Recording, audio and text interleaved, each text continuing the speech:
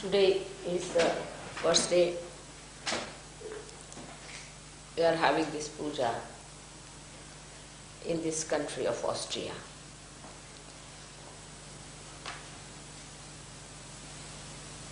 This country is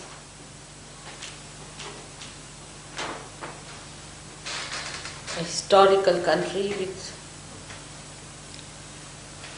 different upheavals it has gone through.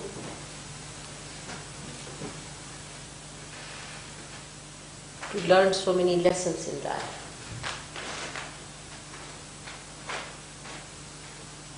But human beings are such that they do not relate the calamities with their mistakes. That's how they go on repeating the same mistakes again and again. The visit to Vienna was overdue. And I came on a day when we had to celebrate the birthday of Mataji. It's very auspicious for all of you that he should be today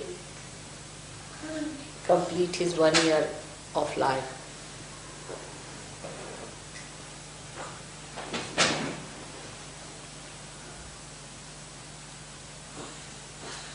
I bless him. All the flowers, the choicest flowers of beauty and bliss on him and his family, all his relations and his family.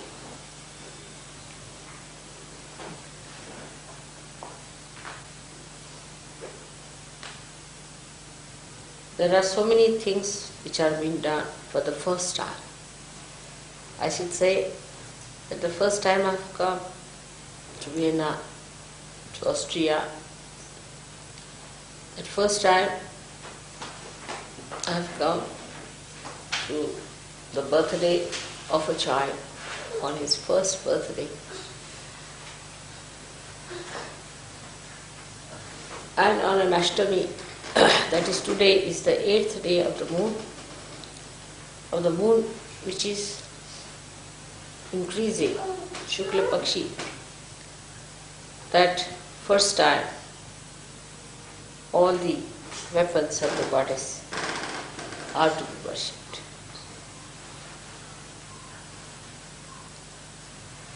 This was a great idea because these weapons who work all the time, not only to kill the evil, but to protect the good, were never worshipped before. And that today, if human beings realize their importance and significance,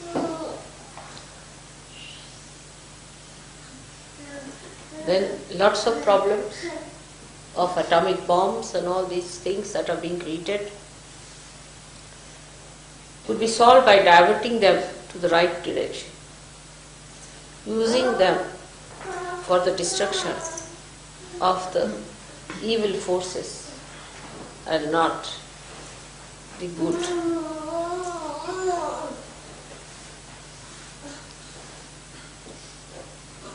Also for protecting human life, nourishing human life.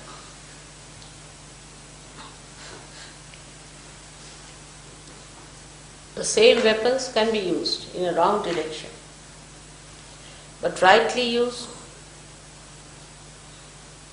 they can be dedicated for the use of God's work. All that is created by human beings,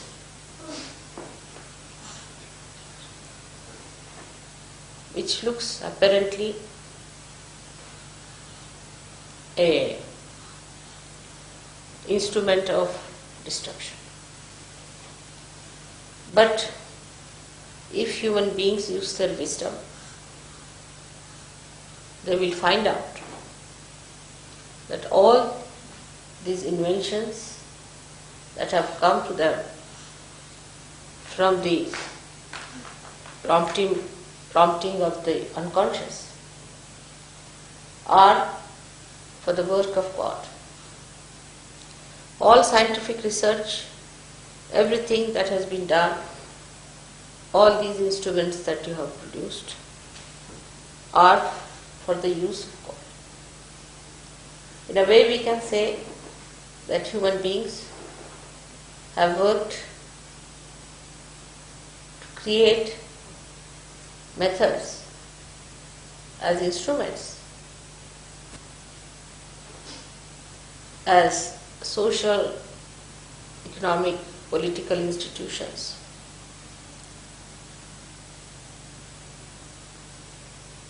to advance the mechanism of God's work. The unconscious has worked through human beings. All these institutions, if they are put to the right side of their activity and not to the hellish activity,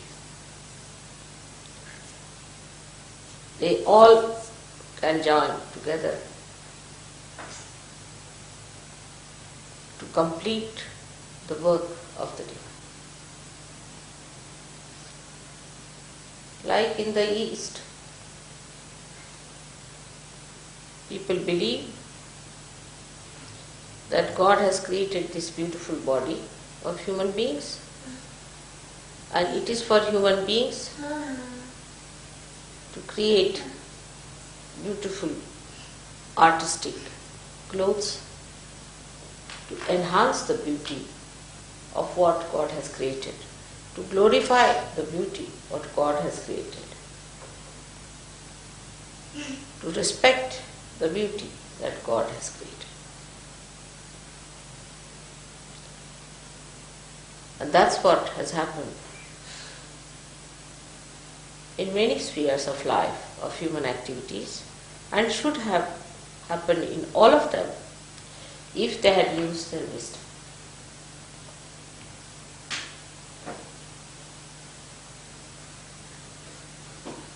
Question of knowledge that I discussed before is very important to understand. The knowledge that was forbidden once upon a time as Adam and Eve has been a big problem for human beings to understand. It was the case when God created human beings first time, apart from the celestial beings who were perfect.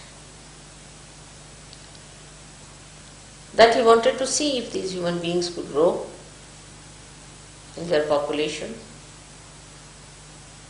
and in their awareness, in their innocence, they would become self-realized. But it was an experiment, and the human beings failed God at that time because they listened to baser promotions or baser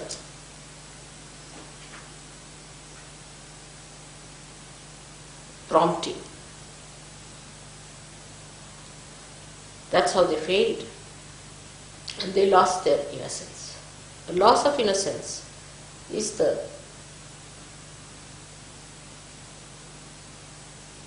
sin which was first committed. And that sin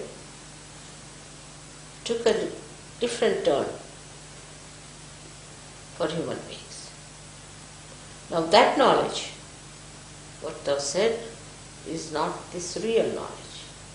That was the avidya, the artificial knowledge, the knowledge that I am something, that I am the doer, the ego. Till the animal stage, there was no ego. And then the ego started growing. We can say that's the beginning of the original sin, that I am something. I am doing something. It's I who can do it. Alright? So God said, let's see. Let's see their little courage. And let them decide. So the plans were changed.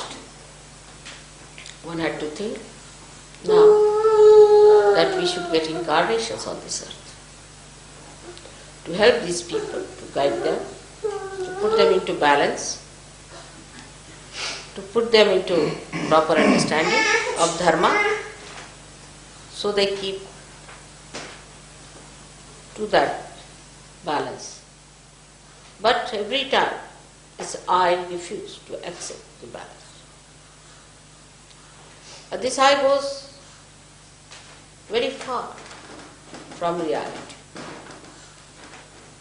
Today also, when we come to Sahaja, I see people, they don't grow very fast. Because of this I, they have questions, they have doubts, they have problems. Because of this original sin, people cannot grow very fast.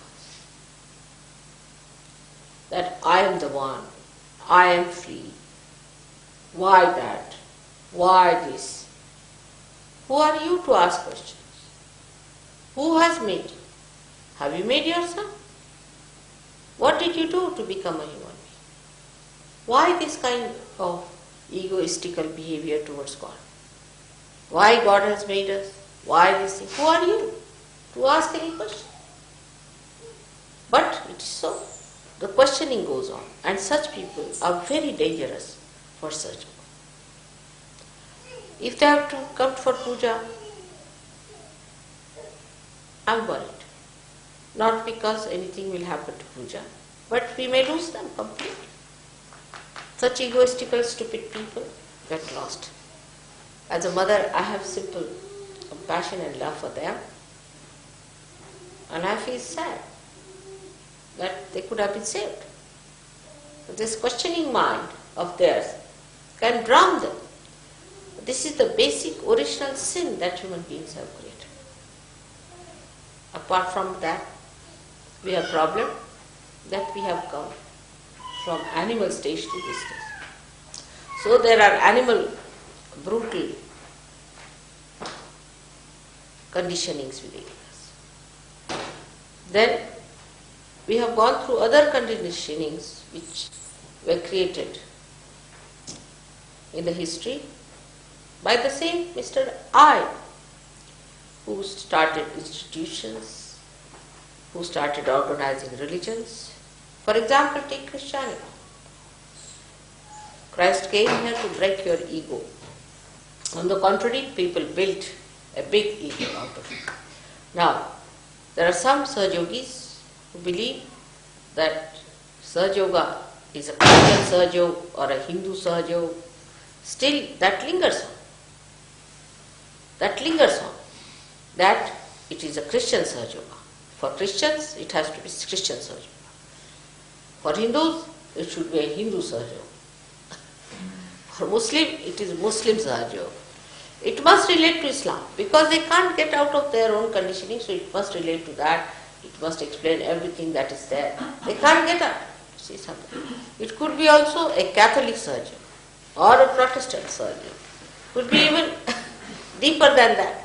Like that, you see, it goes on. So you pull Sahaja into your own categories, into your own small little cups. But it's just the other way around. Sahaja is the ocean. It is a universal thing. It is a Mahayoga. It is not meant for Christians, Hindus, Muslims, or it is meant for human beings as they were. Have you got animals who are Christians, Hindus or Muslims? This all comes because of the original sin only, that we are something. We are Christians, we are Hindus, we are Muslims. In Sahaja, one has to understand that all the rivers, whether it is the river Ganges, or the river Yamuna, or it is the river Thames, or your Danube, any river, that all of them flow into the same ocean and become the ocean. They say that when all the rivers flow in the river Ganges, they are all called as Surasari, means the river of the gods. No more people call them by this different name of the tributaries that are there. In the same way, Sahaja Yoga is the ocean. You cannot name it. Do not try to find its identity with other things. If you start doing that, then your mind will start becoming that small little cup. And moreover, if you are coming from some organized religions, it's very important to understand that organized religions make your cup even stronger. It doesn't dissolve. If it is a disorganized religion, then it's a cup of earthenware which can dissolve into this ocean. But if it is a solid, nice porcelain, maison, then there is no possibility. Then you are adhering to all that conditioning, all that solidness, and then it's very difficult. All the time you have to bring in Christ, or you have to bring in Muhammad, or you have to bring in Zoroaster, or someone like that, who should be there to guide you. Now your guidance is your spirit, which is unlimited. So you don't have to bring any one of them. They are all within you. They are part and parcel. But to stick on to one person is again a sign that you are not expanding. You know that you are all. You have got Shri Krishna within you, who is awakened. You have got Christ within you. You have got Ganesha within you. You have got Brahmadeva within you. And you have got Muhammad within you. And you have got all of them. Moses, everyone within you. So how can you be identified with one person? The reason is you are still conditioned. And you want to drag it into your own condition.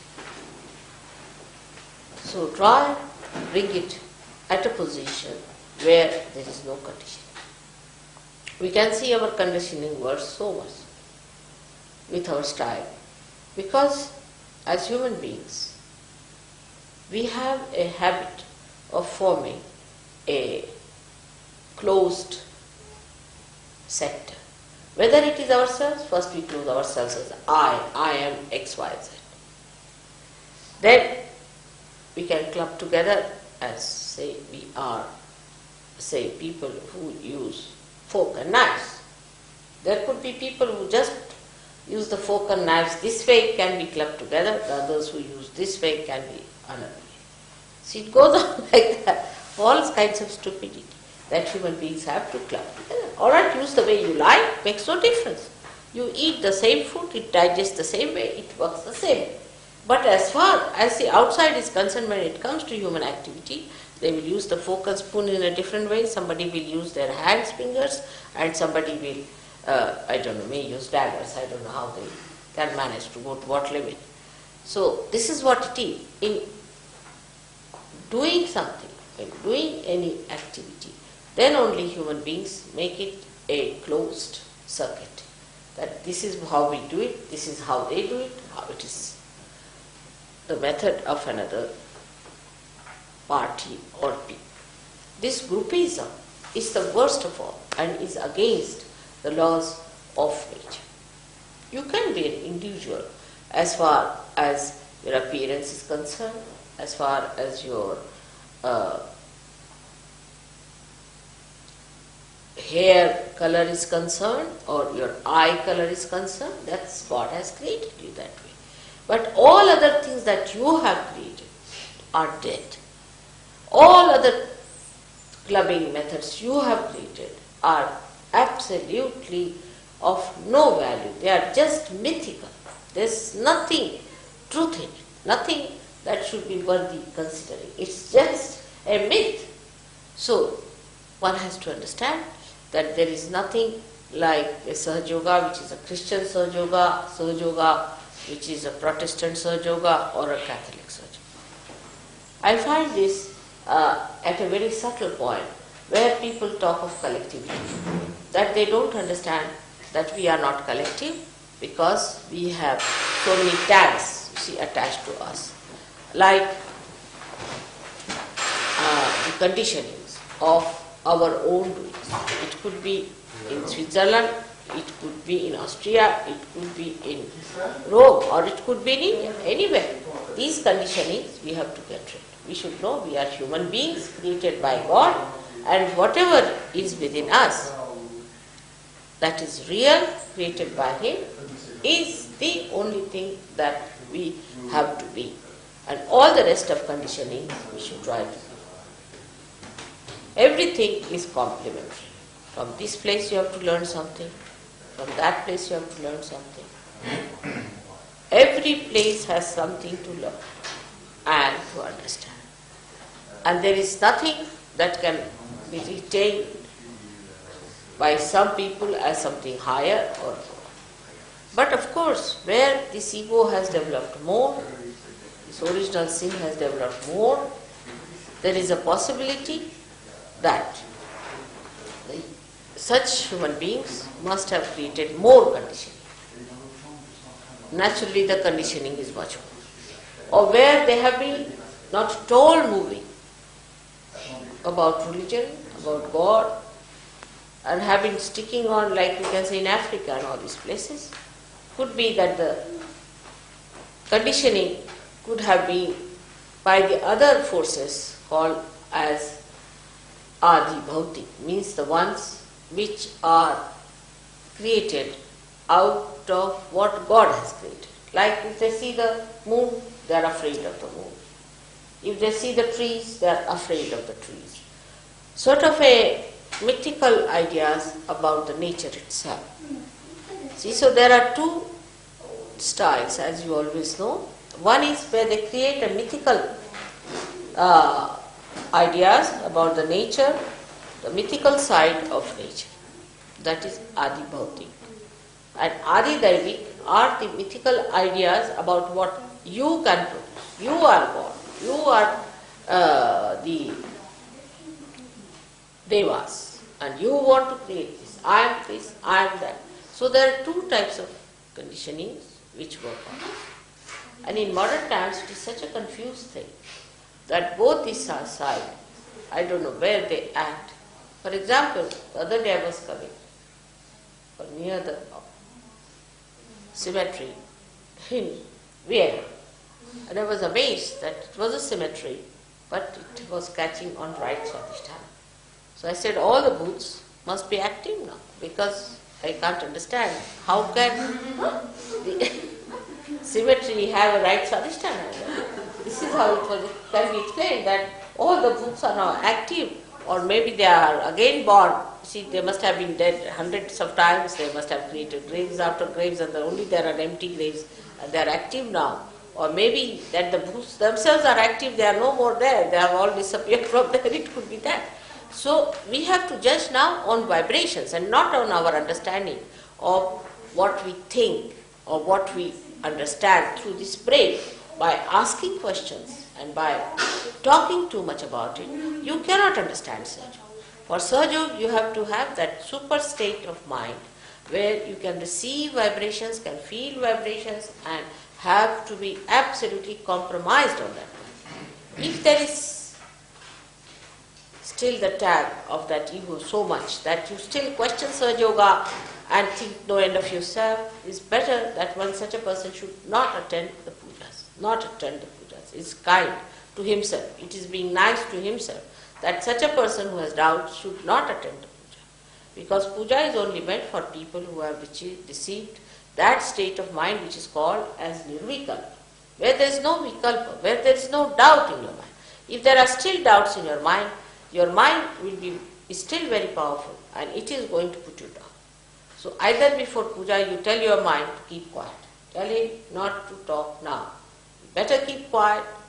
Now I have to ascend and I have to receive the blessings of the divine. So just keep quiet. And if you cannot keep quiet, then I cannot ascend. I have told you many a times it's like a donkey. Mind is just like a donkey. If you go behind the donkey, it kicks you. It will tell you that you are the bad man, you are the worst man, all the self-pity will come. If you go ahead with the donkey, then he'll put his ears to you, can hold him like an egoist. You can go wherever you want, do what you like. What's wrong? It will not control. If you sit on top of the donkey, it will still play about with you to see how you work on. So, if you allow the mind to go here and there, through your eyes or through your attention or any way, or through your tongue or your senses, it will say, all right, it will eat the grass on the sides, it won't move. It will move this side, eat some grass. So this donkey, the donkey wants to eat the grass. He knows that you don't mind him eating the grass. So all right, it goes round, eats grass, all sorts of dirt, filth, whatever it is, whatever you allow him, he eats, goes on eating all filthy things, all filthy thoughts, all dirty thoughts and every sort of thing, without questioning. You see, only in Sahaja Yoga they come under question, but not when they have to eat filth and dirt and all kinds of unholy things and sinful things. They never question. Then they'll say, what's wrong? But when it comes to Sahaja Yoga, they will question, which is the holiest of holy, which is the greatest of greatest. Only these gates are open to you. That's how you get it. Otherwise, it's not. It's prohibited to all the people to achieve this. The water that washes my feet is the ambrose, is the tirtha, which was even prohibited to doctors in olden days. Vaidyas were not allowed and they had to fight for it. Only the gods were allowed to drink it. Only the gods were allowed to drink it. Today you are placed at the position of gods. But are you capable of that? Are you deserving that? Or you are still questioning? You have still problems? Then it's better you are prohibited. It's a rare thing that you should take that ambrose. It's in the Devi Purana, Bhagavatam, if you read it, they were prohibited to take it. So this is what it is, that the mind goes like a donkey.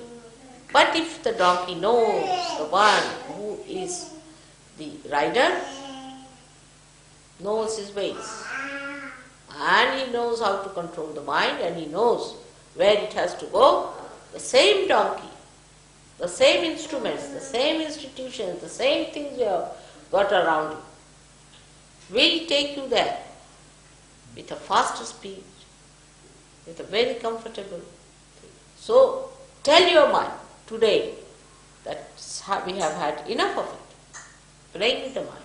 Now we want to be there in the realm of God.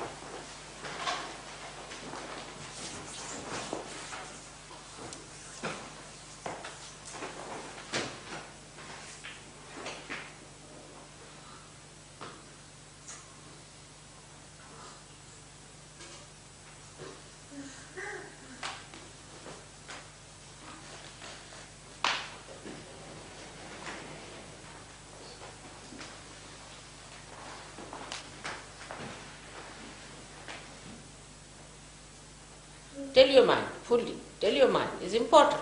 But this is the mind which has taken you to all kinds of things. It has given you all the filth and dirt and all that. So just tell your mind.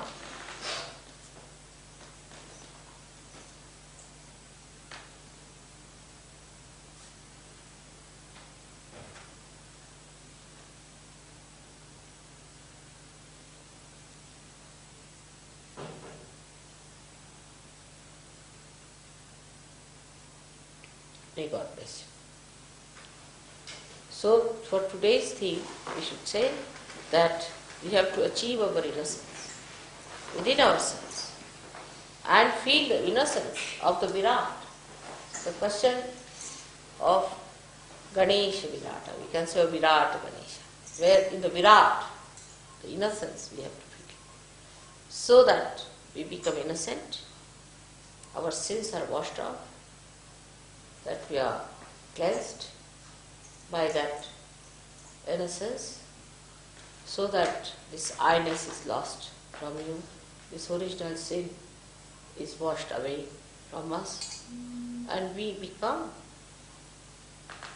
that beautiful being who is the proud child of God and who is the prize of this creation.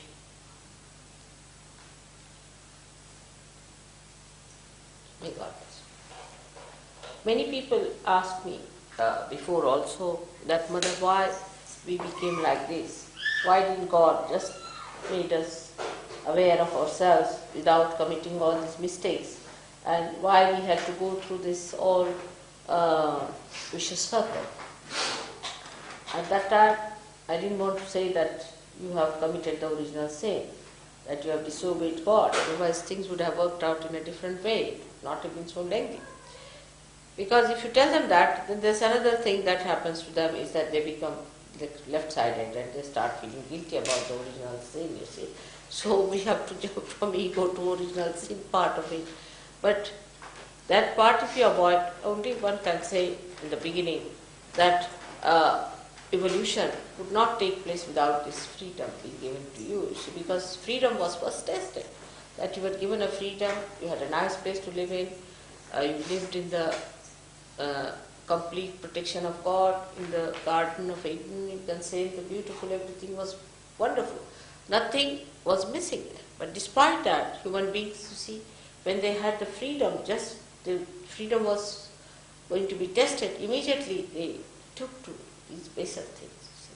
And that is the way God had to then change the whole plans, because the baser things of life were attractive, even with all the blessings that they had, all the animosity and the, we can say, all the animal feelings, we can say, they were still attractive to human beings, and that's what was most surprising. And when these things happened, naturally the freedom itself had to go through the test of improvement, and that test was all this whole creation of human beings that took place.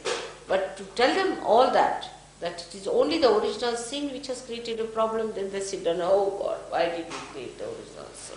So it's better to tell them that it is inevitable for your evolutionary process that your freedom must be tested. Because if you have to enter into the supreme freedom, you must first know whether you can bear it or not. And in seeing that, so it took so many years for human beings to grow into it, to understand that the man cannot bear anything. He cannot bear freedom, he cannot bear money, he cannot bear position, he cannot bear comfort, he cannot bear anything. And that's what now we are seeing in Sahaja Yoga also. When they get comfort, they just settle down again.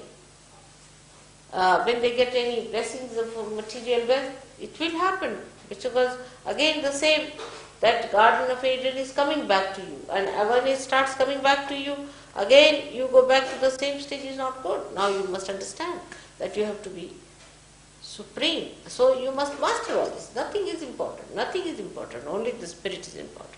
Then only you can get out of. This is also can act as a temptation for you. You see, all the blessings that are coming to you are temptations. So you should be prepared. Nothing is more important than the spirit. You see, we are prepared for any kind of thing to achieve the spirit. We are not bothered as to what blessings we get on the day. But what we want is the freedom of spirit, which is not hankering after anything, hankering after material things, so that you will be like a lamp which is giving light without getting involved into the lamp itself, whether it is of gold or silver or anything. It can burn the light even if it is made of mud. That's what is to be achieved by surgery, to be understood. Because this is a very precarious stage where I find people are again drifting down. So now we have to humble down ourselves. To say, I have not known anything, Mother, so far, I have to know. Because this is the knowledge of the root, which you do not know. This is a new knowledge for you. What can you question about? You don't know anything. You have to know about the knowledge of the root. So humble down yourself, and then only you will receive the blessings of this new growth. That is the growth that is inward, inside, the Antar Yoga. Unless and until you humble down, it won't work out. You have to humble down. Because as soon as you start asking questions, it's your ego that's asking questions. So humble down to grow into it and to go further with the knowledge of the roots. It is surprising that in India only this knowledge has been really sought after, and people have gone very deep down. That's why every one of them had to come to India. Even Christ came to India to know about how people are searching it out to support them, to help them. So it is important that the knowledge of the root has to be done in the area where it is more possible.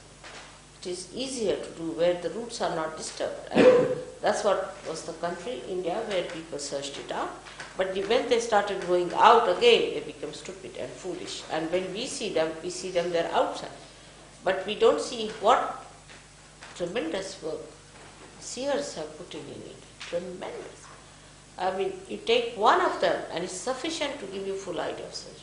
You take a simple person, a very simple person like, say, Sainath, who was, to look at, very simple, but what tremendous ocean of knowledge he had, who was not educated or anything. Nobody knows where he was born, what happened, from where he came, and where he lived, and how he came up to that age. No one knows about his background.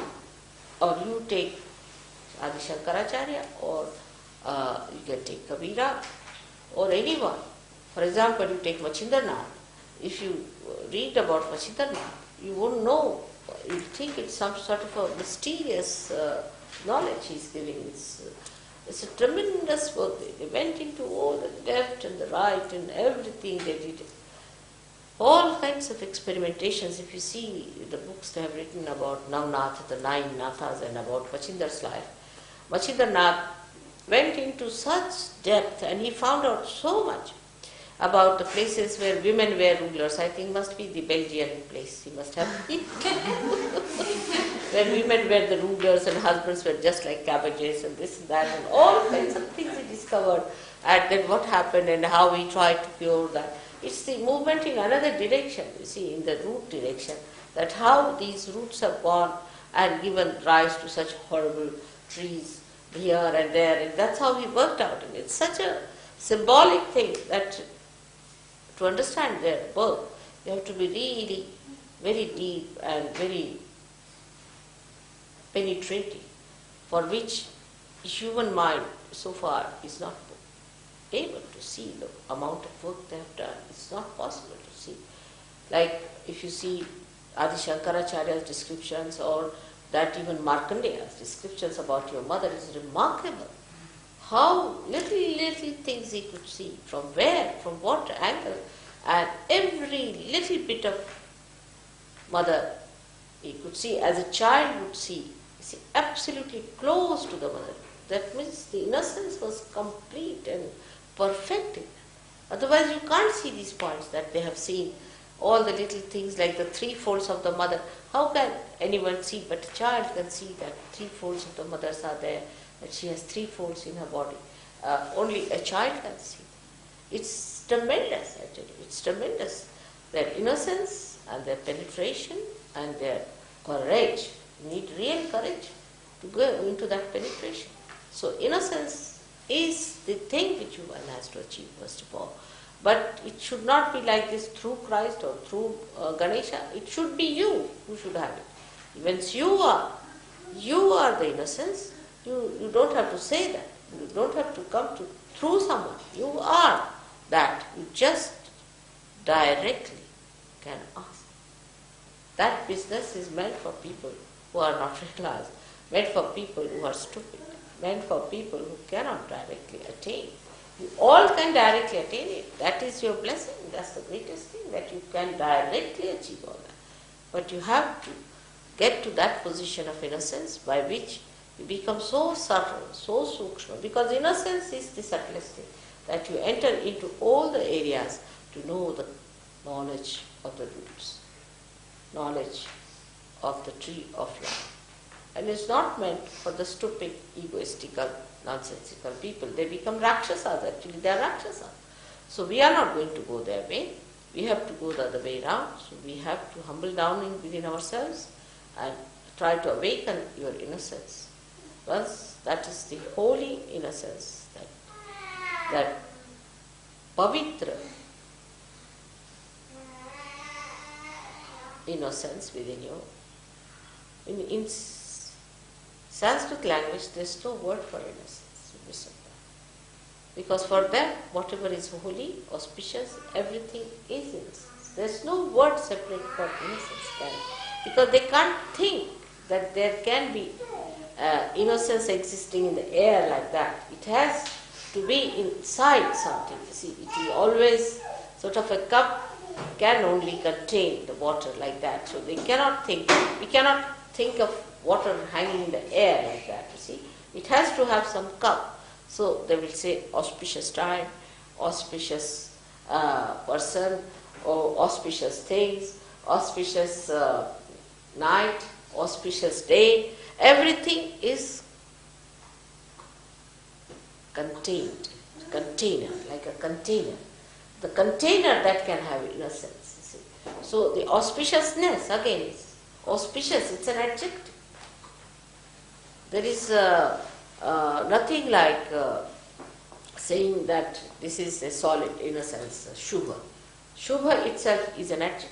There is no noun for innocence. Innocent it can be, but innocence itself doesn't exist for them because it exists everywhere that is innocent. It's such a wider idea, it's a wider idea of the Virat Ganesha. When he is in the whole of Virata, how can you put him down in a sense? It's so much subtle. It's too subtle to be made into a noun. It's too subtle a thing. And we have to become that subtle.